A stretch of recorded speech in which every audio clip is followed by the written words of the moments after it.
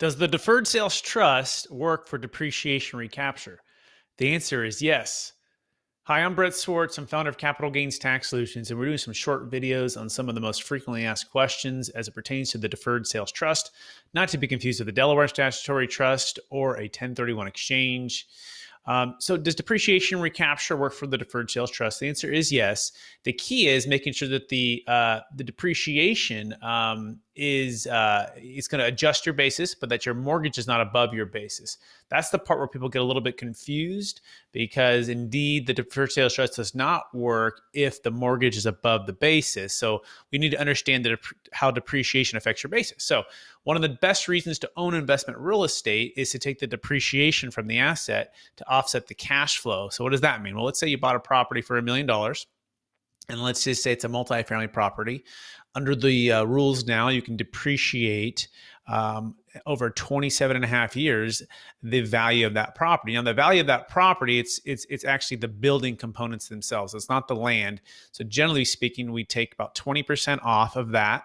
And the other 80% that's remaining, we can start to depreciate over 27 and a half years. Now, stuff like air conditioning units, stuff like a roof, stuff like windows. There's different things that have different life frames. Not everything's going to last 27 and a half years. And the IRS recognizes this, and they give us a chance to depreciate at different schedules if we do what's called a cost segregation study, or we can just depreciate it all over via the 27 and a half year rule.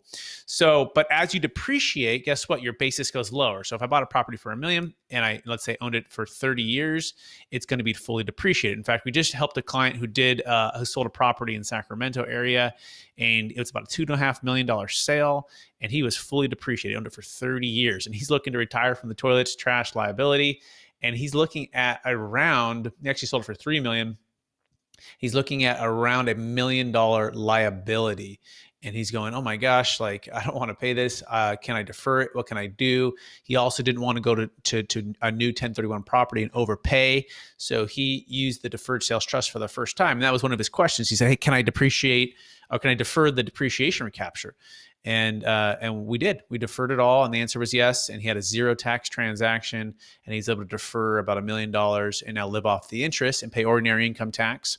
Now, the other scenario, we had a different client who had a mortgage over his basis. He had depreciated fully as well, but he also had a mortgage, and he was selling a property in Sacramento as well, an apartment complex downtown, midtown Sacramento. And for him, we had to do something else. We had to do what's called a bifractured 1031 exchange. And so he was able to move the funds into a 1031 qualified intermediary. And then we did a partial Delaware Statutory Trust, which again is not a deferred sales trust. It's a form of a 1031 exchange. And we put a portion of that equity into that new deal, which replaced his debt, which again was over his basis. And that was able to defer that tax liability. And then the rest of it went into a deferred sales trust. And so can the Deferred Sales Trust defer depreciation recapture? The answer is yes. If there's a mortgage over basis, do we need to do a bifractured 1031 exchange? Yes. So that is really the end of this video today. And so if you want to learn more, you can go to capitalgainstaxsolutions.com. That's capitalgainstaxsolutions.com, and we can give you more clarity on the Deferred Sales Trust, on selling your assets.